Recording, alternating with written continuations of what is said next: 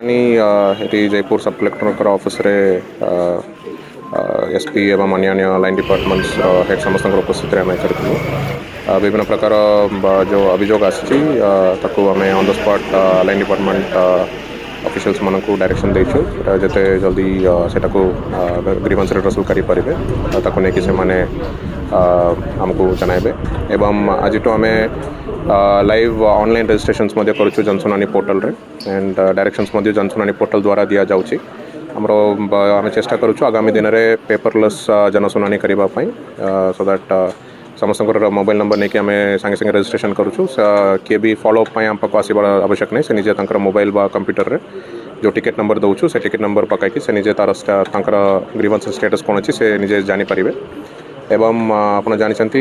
गत सप्ताह आम प्रत्येक ब्लॉक रे ग्राम पंचायत स्तरीय जनशुणाणी आरंभ करूँ जो ब्लॉक स्तरीय अधिकारी मैंने समस्त जाऊँच आज जयपुर ब्लॉक छाड़ी अन्य सब ब्लॉक रे आज ग्राम पंचायत स्तर में जनशुणाणी जारी रोचे